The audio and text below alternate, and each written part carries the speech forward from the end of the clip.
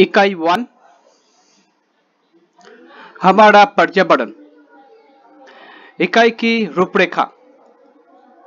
प्रस्तावना, संभावित अध्ययन परिणाम, पर्यावरण की अवधारणा,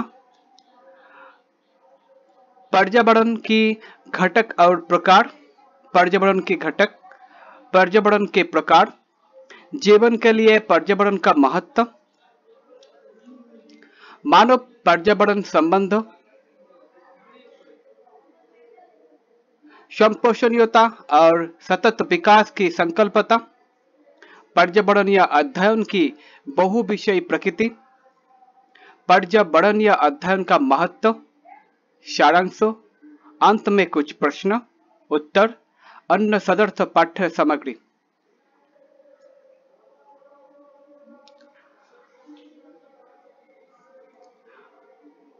प्रस्तावना। पृथ्वी एकमात्र ऐसा ग्रह है जहां जीवन का होना जाता है। पृथ्वी की विशालता के बावजूद जीवन उसके बहुत ही संकीर्ण क्षेत्र में पाया जाता है, जिसे जीव मंडल बायोस्फीयर कहते हैं। सूर्य ऊर्जा के एकमात्र स्रोत है जो विविध जीवन प्रकारों के रूप में सतत परस्पर क्रिया को संभव बनाता है। इस इकाई में पाठ्यक्रम की पहली इकाई होने के कारण शब्द पर्यावरण एनवायरनमेंट के समग्र अर्थों के बताया गया है। व्यापक शब्दों में पर्यावरण में जीवों से प्रभावित वो प्रत्येक चीज जिसमें भौतिक और सजीव दोनों कारक सम्मिलित है। भौतिक और सजीव कारकों के बीच क्रिया और परस्पर क्रिया से संबंध का एक तंत्र बनता है, जैसे पारिस्थितिक तंत्र इकोसिस्टम कहते हैं। इस इकाई में ये भी बताया गया है कि हम सजीवों के रूप में किस प्रकार पारिस्थितिक तंत्र के अन्य सजीव और निर्जीव घटनांकों के साथ परस्पर क्रिया करते हैं। सदियों से मनुष्य ने पृथ्वी और पर्यावरण को वस्तुतः असीमित संसाधन माना है, लेकिन सूक्ष्म और क्रमिक परिवर्तनों ने हमारे पर्यावरण को अनेक भिन्न तरीकों से परिवर्तित किया है। परिवर्तनशील परिदृश्य में पिछले वर्षों में विशेष रूप से औद्योगिक क्रांति के बाद से मानव जनसंख्या में वृद्धि का विशेष उल्लेख किया गया है। हम आशा करते हैं कि इस इकाई से आपको पर्यावरण और उसके विभिन्न घटनाओं को बेहतर तरीके से समझाने में सहायता मिलेगी। जो इकाई आपको अपने पर्यावरण के प्रबंधन और इसे भावी पीढ़ियों के लिए स्वस्थ रखने के लिए अपनी बुद्धि और कौशल का उपयोग करने में सक्षम बनाएगी। संभावित अध्ययन परिणाम। इस इकाई को पूरा पढ़ने के बाद आप अपने जीवन और परिवेश में पर्यावरण के महत्व को समझ सकेंगे। पर्यावरणीय अध्ययन की बहुविषयी प्रकृति का विश्लेषण कर सकेंगे, पर्यावरणीय अध्ययन के महत्व और प्रयोजन को समझ सकेंगे तथा संपोषणीयता, सस्टेनेबिलिटी और सतत विकास सस्टेनेबिलिटी डेवलपमेंट की संकल्पता के महत्व को पहचान सकेंगे। 1.2 पर्यावरण की अवधारणा।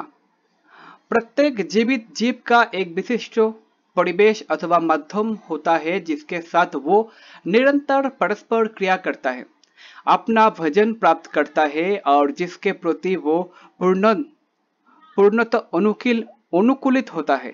जो परिवेश प्राकृतिक पर्यावरण है।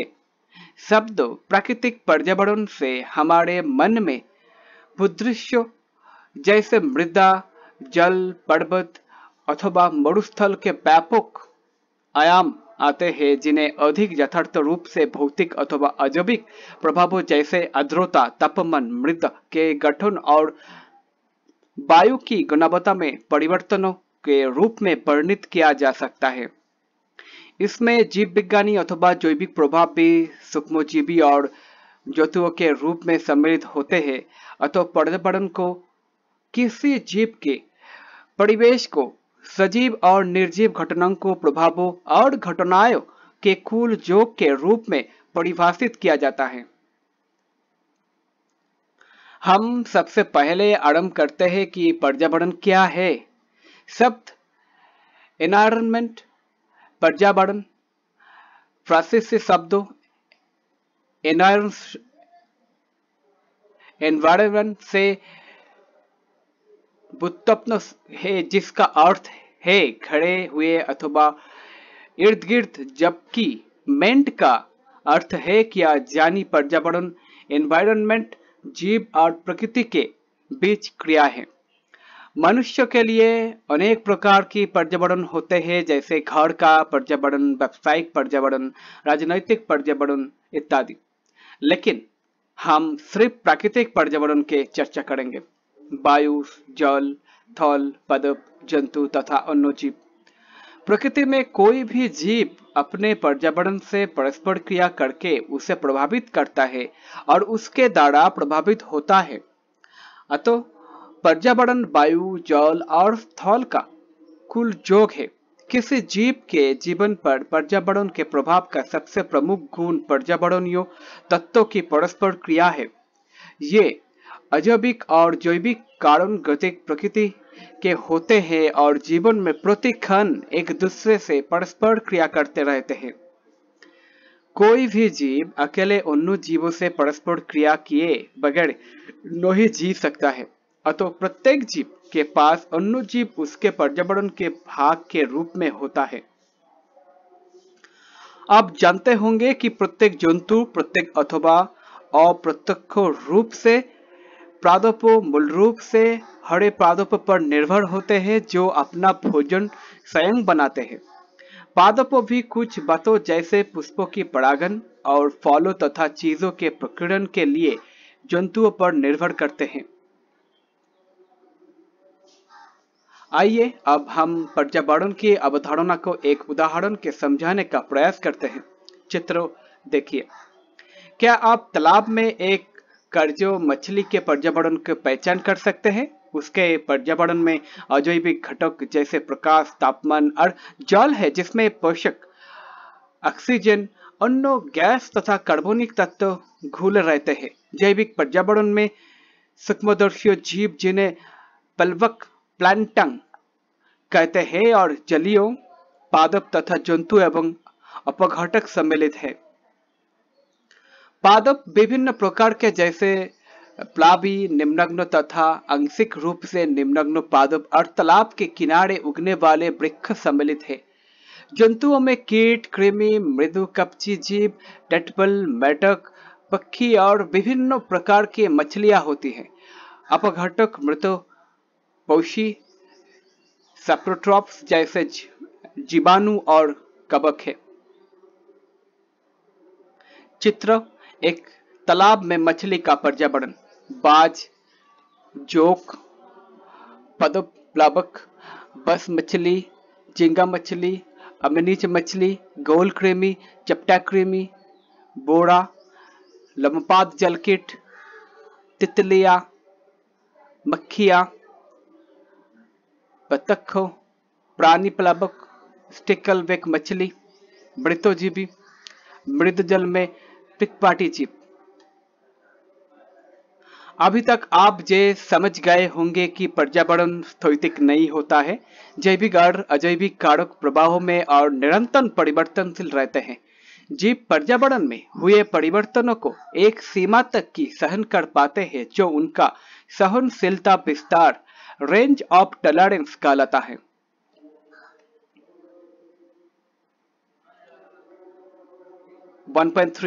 पर्यावरण के घटक और प्रकार। पर्यावरण की अवधारणा के चर्चा के पहचान इस भाग में हम पर्यावरण के घटक, प्रकार तथा महत्व की चर्चा करेंगे। 1.3.1 पर्यावरण के घटक। व्यापक रूप से पर्यावरण में अजैविक, निर्जीव और जैविक सजीव घटक होते हैं। पर्यावरण के जैविक और अजैविक घटक के कुछ उदाहरण सारणी में दिए गए हैं। सारणी पर्यावरण के घटक। अजैविक घटक प्रकाश, वर्षण, आर्द्रता और जल, तापमान, वायुमंडलीय गैस, ऋतु, मौसमी परिवर्तन, स्थलाकृति। जैविक घटक पादप, मनुष्य, परजीवी और सूक्ष्मजीवी समेत सभी जंतु अपघटक। भौतिक घटक जैविक घटक की उत्तरजीविता के लिए स्थितियां स्थापित करते हैं जो बदल में पर्यावरण के रखरखाव का ध्यान रखते हैं। पर्यावरण को घटकों के बीच संबंधों, ऊर्जा के प्रवाहों और पदार्थों के चक्रण के पथ है। उदाहरण के लिए हरे पादप अनिवार्य संसाधनों के भौतिक जगत से प्राप्त करते हैं। जल और खनिज मृदा है। कार्बन डाइऑक्साइड वायुमंडल से और प्रकाश ऊर्जा सूर्य से तथा अपना भोजन बनाते हैं। जंतु पादपों तथा अन्य जंतुओं पर अपने भोजन के लिए थल और सागरों से भोजन प्राप्त करते हैं और भूपृष्ठ से खनिज और ईंधन प्राप्त करते हैं। हम इनके बारे में और अधिक इस पाठ्यक्रम में बाद में पढ़ेंगे। 1.3.2 पर्यावरण के प्रकार। पर्यावरण के परिभाषा का स्मरण कीजिए और प्राकृतिक तालाब में रहने वाले एक मछली पर विचार कीजिए जिसके विषय में हम पिछले अनुभाग में पहले ही चर्चा कर चुके हैं। इसका बाह्य पर्यावरण तालाब का जल होगा जिसमें जो रहती है। जल में पोषक, ऑक्सीजन तथा अन्य जीव होंगे जिनकी मछली को जीवन निर्बंधन के लिए आवश्यकता होती है। बाह्य पर्यावरण के विपरीत मछली के शरीर गुहा एक आंतरिक पर्यावरण प्रदान करती है जो बाह्य पर्यावरण से काफी अलग होता है। शरीर के सतर मछली के आंतरिक और बाह्य पर्यावरण के बीच में विनिमय अवरोधक का कार्य करती है। आंतरिक पर्यावरण बाह्य पर्यावरण की तुलना में अपेक्षाकृत स्थिर होता है। यद्यपि रोग और क्षति अथवा पर्यावरणीय तनाव भी इसे अव्यवस्थित कर सकते हैं, लेकिन जब अव्यवस्था के कारण को दूर कर दिया जाता है तो आंतरिक पर्यावरण अपनी मूल स्थिति में वापस आ जाता है। वो तालाब जिसमें मछली रहती है उसका प्राकृतिक पर्यावरण है। तालाब के अजैविक कारण जैसे प्रकाश, तापमान, गहरा पोषक और खुली हुई गैस मछली के लिए जीवन निर्वाह के रासायनिक और भौतिक कारक प्रदान करते हैं। तालाब में रहने वाले अन्य सजीव जैसे जीवाणु, कीट, कृमि, मृदु कवची जीव, टेटपल, मेढक और जलीय वनस्पतियां मछली के लिए भोजन हो सकते हैं। थल और भूमि पर ऐसे प्राकृतिक पर्यावरण के उदाहरण में वन, घास के मैदान, सवाना और मरुस्थल सम्मिलित है। अभी तक हमने सिर्फ प्राकृतिक पर्यावरण की चर्चा की है, लेकिन पर्यावरण के कुछ ऐसे घटक भी हैं जो मनुष्यों द्वारा निर्मित किए गए हैं, जैसे खेत, शहर और औद्योगिक स्थल चित्र। ये मनुष्यों द्वारा कृत्रिम रूप से नियोजित हस्तकौशल द्वारा बनाए गए स्थान हैं। उदाहरण के लिए हम एक शहर पर विचार करते हैं। इस शहर का पर्यावरण पूर्णन मनुष्य द्वारा निर्मित है। एक सबसे महत्वपूर्ण घटक जल को सरिताओं से सीधे नहीं लिया जाता है, बल्कि पहले उसका निष्पंदन और शोधन करके फिर पीने तथा अन्य नगर पालिका के कार्यों के लिए उपयोग किया जाता है। उपापचयी, अपविष्ट और कचरे की स्थानीय रूप से निस्तारित नहीं किया जाता है, बल्कि सुदूर स्थान पर शहर से दूर उपचार अथवा सन्निक्षेपण डंपिंग के लिए ले जाया जाता है। शहर में आमजन के लिए भोजन अक्सर ग्रामीण क्षेत्रों से आता है। मनुष्य द्वारा बनाया गया पर्यावरण अत्यधिक मात्रा में पदार्थों और ऊर्जा का उपयोग करता है और इसके लिए देखरेख, निगरानी और प्रबंधन की आवश्यकता होती है। प्राकृतिक पर्यावरण महासागरों, झीलों, तालाबों, नदियों, वनों, खास के मैदानों, रेगिस्तान इत्यादि। मानव संशोधित पर्यावरण बागानों, वृक्षारोपणों, अभयारण्यों, बागों। मानव निर्मित पर्यावरण उद्योगों, शहरों, कस्बों, खेतों, कृत्रिम झीलों, बांधों। चित्रों विभिन्न प्रकार के पर्यावरण का उदाहरण। 1.3.3 जीवन के लिए पर्यावरण का महत्व। जीव चाहे किसी भी प्रकार के पर्यावरण में रहते हो, उन सभी को अपनी उत्तरजीविता के लिए जीवन निबंधन तत्वों की आवश्यकता होती है। इनमें वायु जिसमें हम सांस लेते हैं, भोजन और जल जिन्हें हम ग्रहण करते हैं, और आश्रय चाहे प्राकृतिक गुफाएं और वृक्षों में बने घर अथवा कृत्रिम आवास जैसे मकान सम्मिलित है। पर्यावरण एकमात्र ऐसा स्रोत है जो इन जीवन समर्थन और निर्वहन करने वाले तत्वों को प्रदान करता है। हम भूमि का उपयोग फसलें उगाने के लिए करते हैं, मृदा पदों की वृद्धि के लिए आवश्यक पोषक प्रदान करती है। भूमि प्रकार किसी क्षेत्र में पाए जाने वाले मृदा प्रकारी की निर्धारण करता है और स्वयं मृदा एक स्थान से दूसरे पर भिन्न होती है। कुछ मृदाएं पोषकों से समृद्ध होती हैं और अन्यों में उनकी कमी होती है। जिन मृदा में पोषकों की कमी होती है उनमें उर्वरकों के मिलाने की आवश्यकता होती है। जलवायु तथा अल्पकालिक मौसम परिवर्तनों की पहचान मुख्य रूप से पवन, तापमान, दाब और वर्षों से होती है और इनके निर्धारण वायुमंडल के गुणों से होता है। वायुमंडल की वायु सजीवों के ऑक्सीजन प्रदान करती है, जिसके बगैर अधिकांश जीवों का जीवन खतरे में पड़ जाएगा। बोध प्रश्नों 1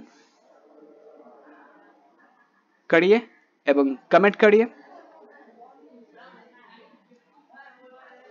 1.4 मानव पर्यावरण संबंध। जैसे कि हम पिछले अनुभाग से जानते हैं कि सभी जीवित जीव अपने निर्वहन और जीवन के लिए अपने तत्कालिक परिवेश पर निर्भर करते हैं। यदि हम मानव सभ्यता के इतिहास को देखें तो दो भिन्न स्थितियां दिखाई देती हो। पहली स्थिति यह है कि मनुष्य ने विद्यमान पर्यावरणीय स्थितियों के साथ सामंजस्य, समायोजन अथवा अनुकूलन कर लिया। जो सामंजस्य या अनुकूल नहीं कर पाए वे नष्ट हो गए। इसी प्रकार की स्थितियां पदपों और जंतुओं में भी देखी जा सकती है। जैसे जैसे मानव सभ्यता का विकास हुआ और अमेजन ने प्रकृति को बस में करने के लिए ज्ञान, कौशल और प्रौद्योगिकी विकसित कर लिए, ऐसा पुनर्जागरण और औद्योगिक क्रांति के बाद तेजी से हुआ था। इसने जीवन स्तर को बेहतर बन दिया और मानव जीवन को अधिक सुविधाजनक बन दिया। यद्यपि इससे पर्यावरण के अपूर्णनीय क्षति हुए और मानव समाज के साथ साथ पृथ्वी ग्रह की उत्तरजीविता के लिए भी खतरा हो गया।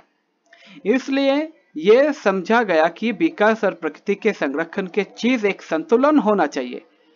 इस अभिगम के श्रेष्ठ तरीके से सतत विकास सस्टेनेबल डेवलपमेंट के रूप में व्यक्त किया जाता है, जिसके विषय में हम विस्तार से अगले अनुभाग में चर्चा करेंगे। लेकिन अभी हम मानव पर्यावरण संबंधों के विभिन्न अभिगमों यानी निश्चयवाद, डिटर्मिनेशन, संभावनावाद, पॉसिबिलिज्म और पर्यावरणवाद, एनवायरमेंटलिज्म की चर्चा करते हैं। निश्चयवाद जो संकल्पता जर्मनी के भूगोलविद फ्रेडरिक रेजल द्वारा विकसित की गई थी, जिसे बाद में एल्सवर्थ एडिंगटन द्वारा विस्तारित किया गया था। जो अभिगम प्रकृति मनुष्य को नियंत्रित करती है अथवा पृथ्वी ने मनुष्य को बनाया है की संकल्पता पर आधारित है, इस पर्यावरणीय निर्धारणवाद भी कहते हैं। इस अभिगम के अनुसार मनुष्य काफी हद तक प्रकृति से प्रभावित होता है। वास्तव में निश्चयवाद बताता है कि मनुष्य प्राकृतिक पर्यावरण के अधीन है, क्योंकि मनुष्य जीवन के सभी आयाम जैसे शारीरिक स्वास्थ्य और कल्याण, सामाजिक, आर्थिक, राजनैतिक, नैतिक और सौंदर्यबोधी भौतिक पर्यावरण पर न सिर्फ निर्भर करते हैं बल्कि प्रभावी रूप से इसके द्वारा नियंत्रित होते हैं। संभावनावाद जो शब्द फ्रांसीसी इतिहासकार लिविसिन फेबर द्वारा दिया गया था, मानव पर्यावरण संबंध के अध्ययन में संभावनावाद का अभिगम पर्यावरणीय निश्चयवाद की आलोचना की एक प्रशाखा है। ऐसे मानव पर्यावरण संबंधों का विकास विज्ञान और प्रौद्योगिकी की उन्नति से प्रभावित है। संभावनावाद बताता है कि भौतिक पर्यावरण निष्क्रिय होता है और मनुष्य सक्रिय कर्मक है जो पर्यावरणीय संभावनाओं के व्यापक विस्तारों के चीज चयन करने के लिए स्वतंत्र है। इसके अनुसार मानव क्रियाकलाप के पैटर्न प्राकृतिक ढांचे में प्रचालन कर रहे मनुष्य की पहल और गतिशीलता का परिणाम है। यद्यपि संभावनावादियों द्वारा इस पर सहमति हो गई भी कि मनुष्य में प्रकृति को पूर्ण वश में कर लेने की क्षमता नहीं है और न ही वो सदैव इस पर विजय पा सकता है। इसके फलस्वरूप कुछ भूगोलविद ने प्रकृति के साथ सहयोग अथवा मनुष्य और पर्यावरण के बीच परस्पर क्रिया का भरोसा दिलाया। पर्यावरणवाद अथवा पारिस्थितिकी अभिगम। यह अभिगम पारिस्थितिकी इकोलॉजी के मौलिक सिद्धांत पर आधारित है जो एक तरफ जीव और उसके भौतिक पर्यावरण के बीच और दूसरी तरफ पारिस्थितिक तंत्र में जीवों के मध्य परस्पर क्रियाओं का अध्ययन है। इस अभिगम में मनुष्य की प्रकृति या पर्यावरण के अभिन्न भाग के रूप में वर्णित किया जाता है। मनुष्य के सबसे कुशल और बुद्धिमान होने के कारण उसकी प्राकृतिक पर्यावरण को उतना उत्पादक और स्वस्थ बनाए रखने में महत्वपूर्ण भूमिका होती है जितना उसे होना चाहिए। जो अभिगम प्राकृतिक संसाधनों के विवेकपूर्ण और सीमित उपयोग पर बल देता है और परिस्थितियों के कुछ मौलिक सिद्धांतों के ध्यान में रखते हुए उचित पर्यावरणीय प्रबंधन कार्यक्रम नीतियों तथा कार्यनीतियों के महत्व देता है, जिससे पहले से ही क्षीण हो रहे प्राकृतिक संसाधनों के पूर्ण पूर्ति के हो जाए और प्रकृति का स्वस्थ और उत्पादकता बनी रहे। पारिस्थितिकीय अभिगम सबसे अच्छी तरीके से सतत विकास की अवधारणा में परिलक्षित होता है, जिसके विषय में हम आगामी अनुभाग में चर्चा करेंगे। ब्रोथ प्रश्नों 2 करिए एवं कमेंट करिए। 1.5 स्वपोषणीयता और सतत विकास की संकल्पता। सतत विकास की संकल्पता और अवर कॉमन फ्यूचर हमारा समान भविष्य नामक शीर्षक की रिपोर्ट में औपचारिक रूप से परिभाषित किया गया था, जो रिपोर्ट वर्ल्ड कमीशन और एनवायरनमेंट एंड डेवलपमेंट WCED पर्यावरण एवं विकास पर विश्व आयोग द्वारा गठित दल के विचार विमर्श का परिणाम थी। इसके अध्ययन तत्कालीन नॉर्वेजियन प्रधानमंत्री ग्रो वालम ब्रिंटलेट द्वारा ली गई थी। ब्रिंटलेट आयोग ने सतत विकास को ऐसे विकास के रूप में परिभाषित किया था जो वर्तमान पीढ़ी की आवश्यकता को भावी पीढ़ियों द्वारा अपनी निजी आवश्यकताएं को पूरा करने की क्षमता में कोई समझौता किए बगैर पूरा करता है। सतत विकास की जो परिभाषा से अत्यधिक वश चिढ़ गए।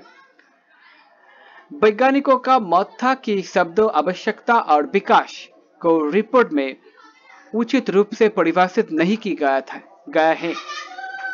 आवश्यकता को सार्वभौमिक रूप से सामान्यीकृत नहीं किया जा सकता है, जो एक स्थान से दूसरे और एक व्यक्ति से दूसरे की भिन्न होती है। ऐसे प्रकार विकास को भी उचित तरीके से परिभाषित नहीं किया गया है। रिपोर्ट में विकास को किसी ऐसे चीज को रूप में समझाया गया है जो आमजन अपने जीवन को बेहतर बनाने के लिए करते हैं। इसलिए जो विविधों व्याख्याओं के अधीन हो गए हैं, एक अधिक यथार्थ परिभाषा जिसमें स्पष्ट रूप से लक्ष्यों को बताया जाए अभी बाकी है। एक पारिस्थितिकीय पर्यावरणविद हरमन डेलिक ने सतत विकास को एक विरोधाभास ऑक्सीमोरन के रूप में माना था। क्या आप जानते हैं कि विरोधाभास क्या है? विरोधाभास एक ऐसी बात होती है जिसमें दो समानत विरोधी शब्दों के एक साथ मिला दिया जाता है, जैसे कड़वाहट भरी मिठास, सुंदर असुंदर, विकास की परिभाषा इतनी यथार्थ नहीं है जो इससे सड़कें, कारखाने, बुनियादी ढांचे इत्यादि के निर्माण के अपेक्षा प्राकृतिक संरक्षण के अधिक अनुकूल बनाती है। विकास का ऑक्सफोर्ड शब्दकोश में अर्थ है उन्नयन की अवस्था, द स्टेज ऑफ एडवांसमेंट। दूसरी तरफ संपोषणीयता सहन करने और स्थायित्व की क्षमता है। शब्दों सस्टेनेबिलिटी लैटिन शब्दों सस्टेनियर से व्युत्पन्न है। रिटेनियर खामे रखना ऊपर।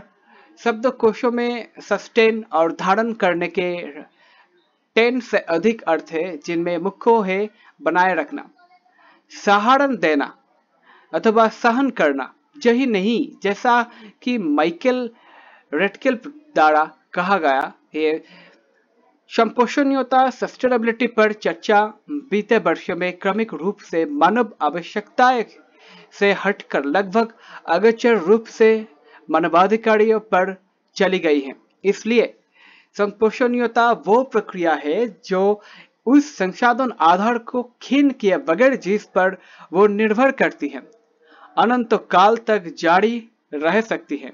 इसलिए प्राकृतिक जगत के साथ हमारी परस्पर क्रिया की और हमारी व्यावहारिक लक्ष्यों निर्देशित होने चाहिए।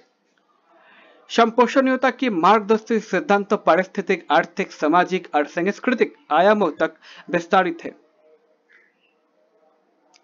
सतत विकास की संकल्पता की अंतरराष्ट्रीय, राष्ट्रीय और स्थानीय स्तर पर अब भली प्रकार स्वीकार कर लिया गया है। जो 1992 में रियो सम्मेलन के बाद से लंबी बहस और परिचर्चा के बाद अब एक प्रबल वैकल्पिक मॉडल के रूप में उभर रहा है। सतत विकास का अर्थ है भिन्न जनों के लिए भिन्न चीजें। सतत विकास के संकल्पता को साकार करने में पारस्परिक रूप से 3 प्रमुख विषय का प्रक्रियाओं से सरोकार है। अर्थशास्त्र का विषय मुख्य रूप से वृद्धि, सक्षमता और संसाधनों के इष्टतम उपयोग से संबंधित है। दूसरी तरफ समाज विज्ञानी मुख्य रूप से मानवीय आवश्यकताएं और क्षमता, शक्तिकरण तथा सामाजिक मेल मिलाप जैसी अवधारणाओं पर केंद्रित करता है। पारिस्थितिकों तथा सामाजिक मेल मिलापे जैसे अवधारणाओं पर केंद्रित करता है। पारिस्थितिकों विद प्राकृतिक तंत्रों के संरक्षण से सर्वाधिक सरोकार रखते हैं और पर्यावरण के धारण क्षमता के भीतर रहने और प्रदूषण से प्रभावी रूप से निपटन की बात करते हैं। आज विकास का जो कटस्पोती अभिगम जिसे ऊपर बताए गए विषय द्वारा अपनाया गया है को नकार दिया गया है। अब ये तर्क किया जाता है कि सतत विकास तब प्राप्त होगा जब इन 3 समूहों के सरोकार को समग्र तरीके से संबोधित किया जाएगा, जैसा कि चित्रों में दिखाया गया है। सतत विकास, पर्यावरण, यह बात जब विविधता, ऊर्जा, धरती, जलवायु, जल, खनिज, अपशिष्ट और संसाधन प्रबंधन, स्थापत्य के अधिकार, ईंधन रक्षा, लेखांकन, दायित्व अधिनियम, भोजन, आवास, कपड़ा, मनोरंजन, संस्कृति, सामाजिक, उपभोक्ता जागरूकता, सामुदायिक विकास, खाद्य सुरक्षा, आर्थिक उत्पादन, प्रक्रियाकरण, विपणन, परिवहन, निवेश, उद्योग विकास, संचार। चित्र सतत विकास के 3 स्तंभ। ऐसा कहा जाता है कि सतत विकास एक आदर्श है जिसे आज के किसी भी समाज द्वारा इसे मिलते जुलते किसी रूप में नहीं प्राप्त किया जा सका है। फिर भी जैसा कि न्याय, समता और स्वतंत्रता के साथ है, सतत विकास को एक आदर्श के रूप में प्रोत्साहित करना चाहिए। एक लक्ष्य जिसकी प्राप्ति के लिए सभी मानव समाजों को प्रयत्नशील रहना चाहिए। उदाहरण के लिए ऐसे नीतियां और कर्जों को शिशु मृत्यु दर को कम कर दे, परिवार नियोजन के उपलब्धता के बढ़ा दे,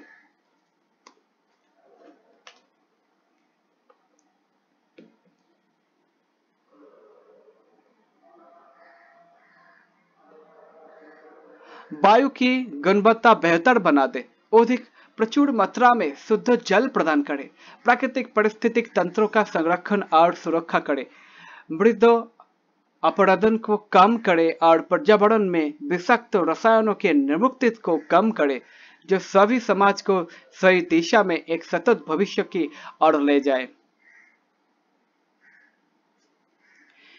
इस बचित लक्ष्यों के प्राप्त करने के लिए समुदाय के कुछ रूपांतरण करने पड़ेंगे जो बेहद अनिवार्य हैं। भावी समाज बनाने के लिए निम्नलिखित परिवर्तनों पर आम सहमति बनी है।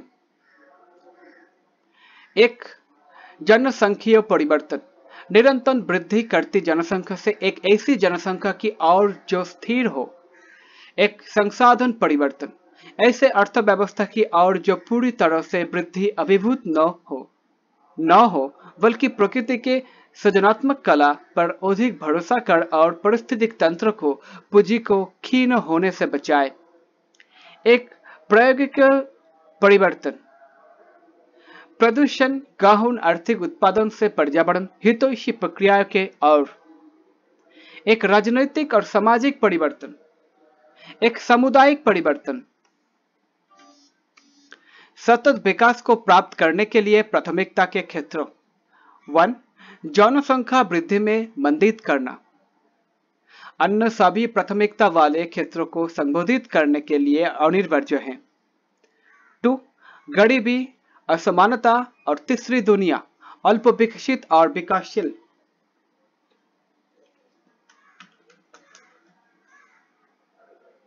देशों के श्रेणी को खत्म करना, स्वास्थ्य, साक्षरता और दीर्घजीविता को बढ़ाना, रोजगार के अवसर बढ़ाना इत्यादि, जो प्रजातियों के विलुप्ति और हानि को रोकने, भूमि निम्नीकरण के मात्रा को कम करने और जल प्रदूषण हटाने के लिए महत्वपूर्ण है। 3, कृषि को दीर्घोपयोगी बनाना। इसमें मृदा अपरदन कम करना और हानिकारक कृषि प्रभावों के उपयोग को कम करना सम्मिलित है, जो जैव विविधता के हानि, भूमि निम्नीकरण और प्रदूषण कम करने के लिए महत्वपूर्ण है।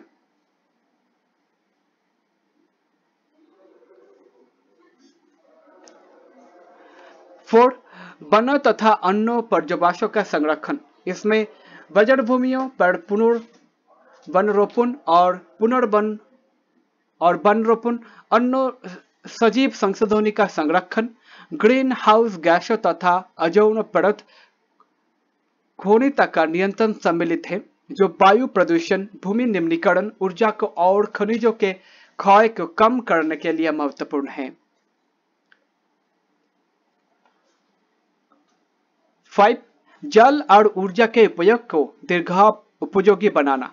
इसमें ऊर्जा सक्षमता को बेहतर बनाना, ऊर्जा संरक्षण और नवीकरणीय ऊर्जा संसाधनों के विकसित करना सम्मिलित है, जो वायु प्रदूषण, भूमि निम्नीकरण, ऊर्जा और खनिजों के क्षय को कम करने के लिए महत्वपूर्ण है। 6, जल का दीर्घोपयोग संभव बनाना। इसमें जल उपयोग की सक्षमता और जल की गुणवत्ता को बेहतर बनाना सम्मिलित है, जो जल प्रदूषण और जल की हानि और क्षय कम करने और भूमि निम्नीकरण रोकने के लिए महत्वपूर्ण है। 7, अपशिष्ट उत्पादन कम करना। इसमें उत्पादन प्रक्रियाओं को बेहतर बनाना, अपशिष्ट उपचार और पुनर्चक्रण प्रक्रियाएं सम्मिलित हैं, जो वायु और जल प्रदूषण को कम करने और ऊर्जा, खनिज तथा जल की क्षीणता को कम करने के लिए महत्वपूर्ण है। बोध प्रश्न 3 करिए एवं कमेंट करिए।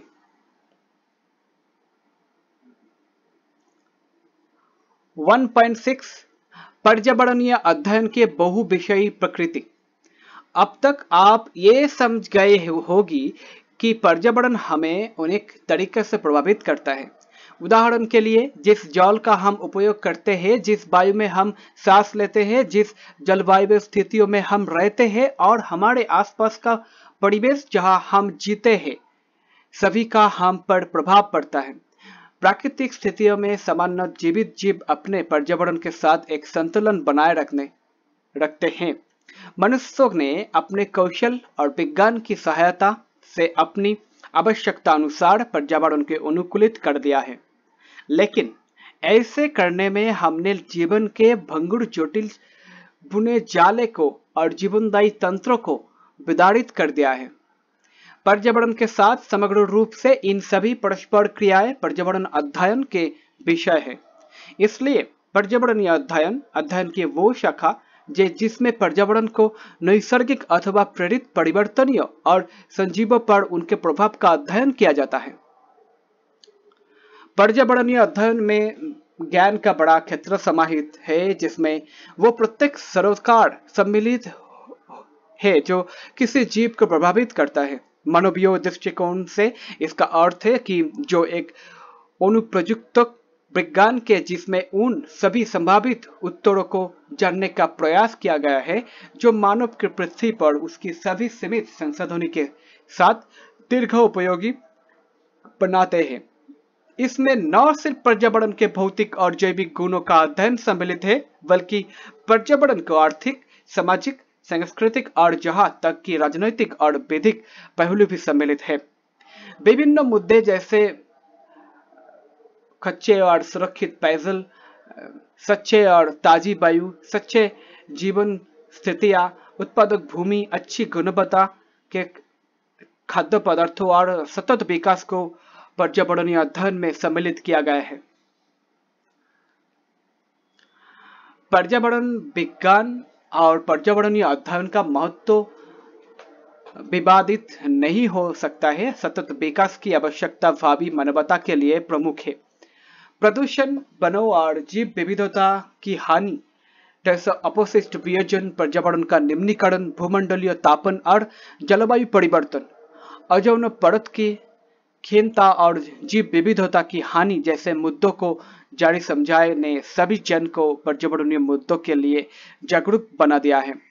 पर्यावरण और विकास पर संयुक्त राष्ट्र सम्मेलन जो 1992 में रियो डी जेनेरियो में हुआ था और 2002 में जोहान्सबर्ग में सतत विकास पर हुए विश्व सम्मेलन ने दुनिया भर के आम जन का ध्यान अपने पर्यावरण की निम्नीकृत होती स्थिति के और आकर्षित किया है।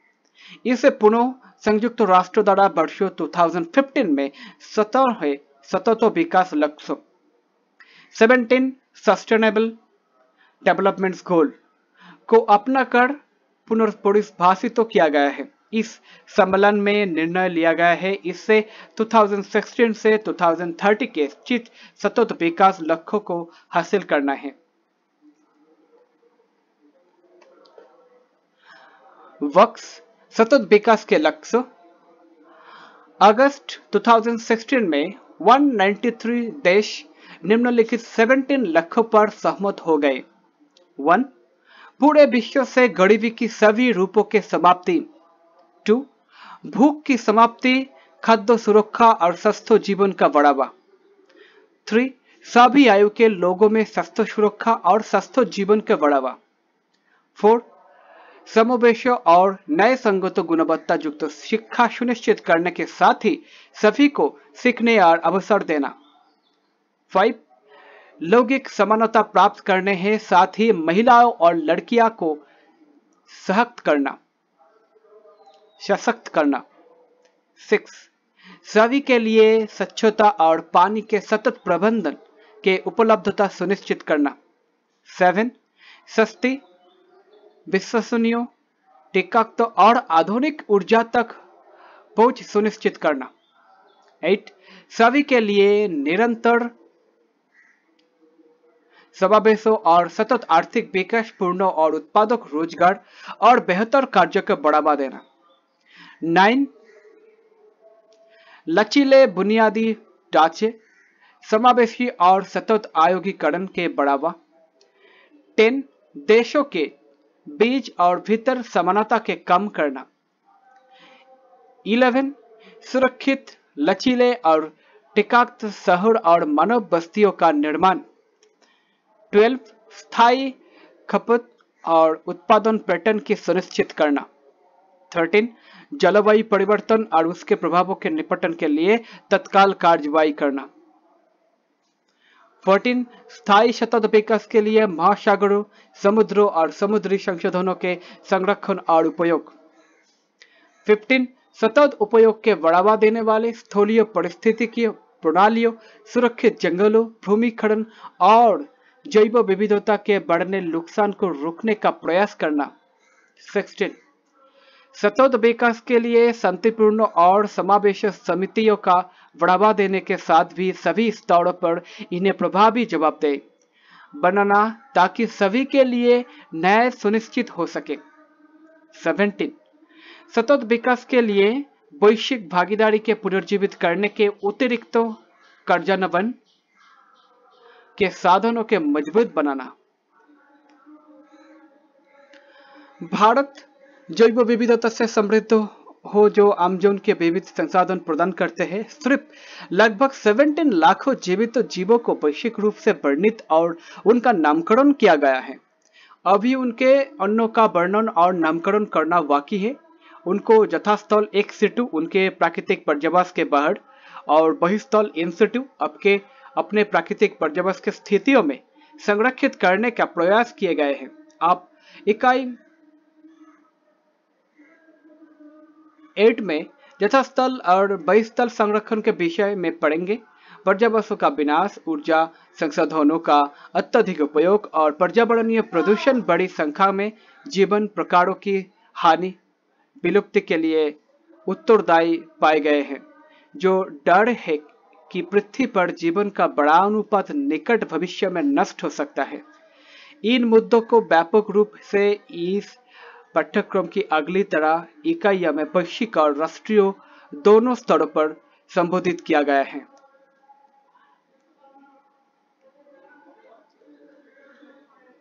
1.7 पर्यावरणीय अध्ययन का महत्व। पर्यावरण अध्ययन हमें पर्यावरण की सुरक्षा और संरक्षण की जानकारी देता है। वर्तमान में हमारी आक्रामक उपभोक्तावादी जीवनशैली और कार्बन सघन औद्योगिक विकास के कारण हमने बड़ी संख्या में पर्यावरणीय मुद्दों को स्थानीय, क्षेत्रीय और विश्व स्तर पर परिमाण, प्रबलता और जटिलता दोनों के सदर्थों में जन्म दिया है।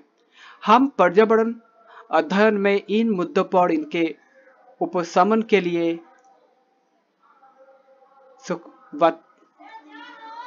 सुखवर्धक उपायों के विषय में पढ़ेंगे। आइए अब हम पर्यावरण के प्रमुख मुद्दों को आगामी अनुभागों में चर्चा करते हैं।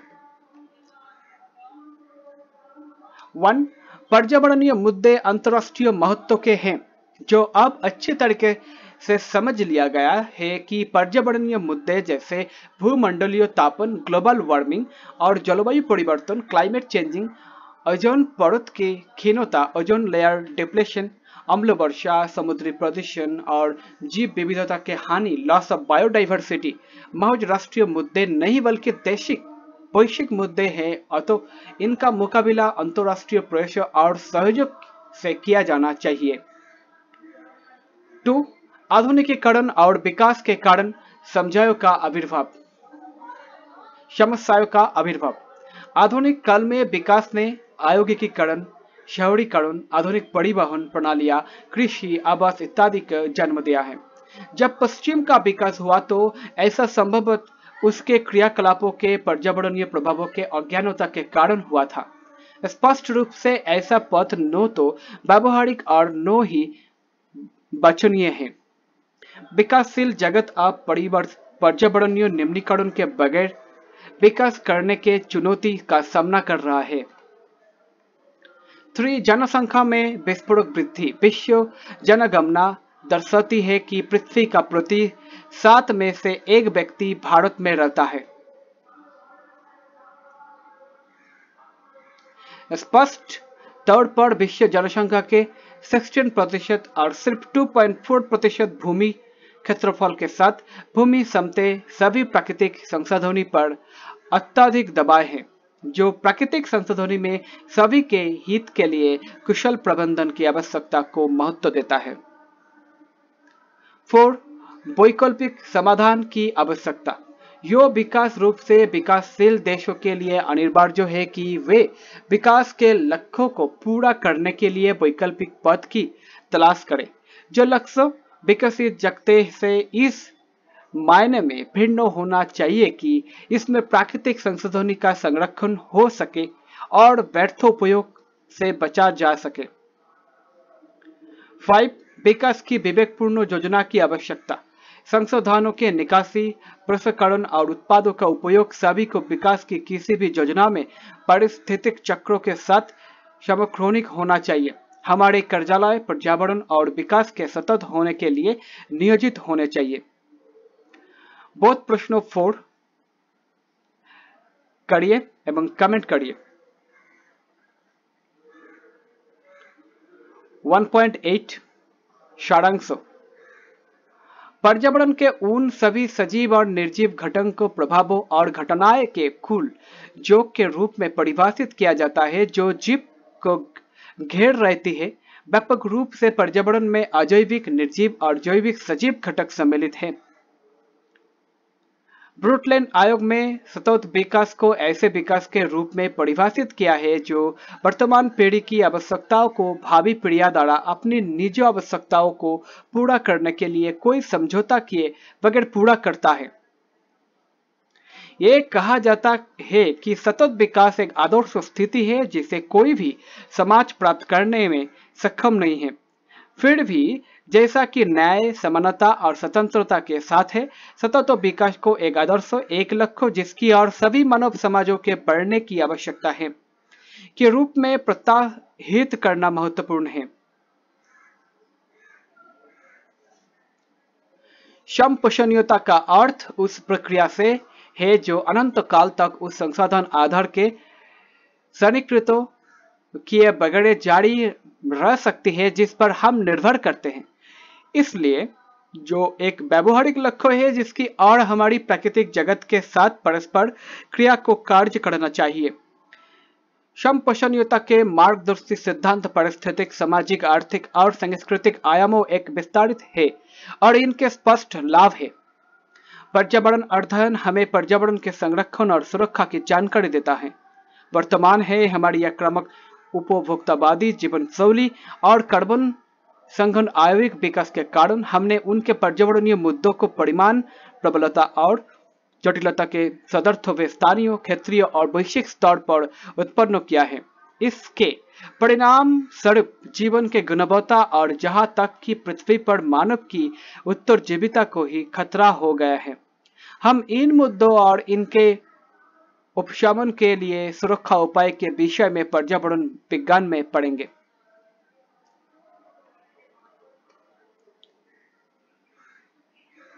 अंत में कुछ प्रश्न करिए एवं कमेंट करिए।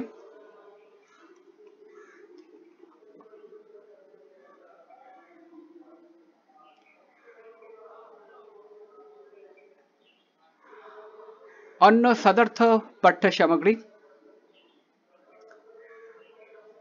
1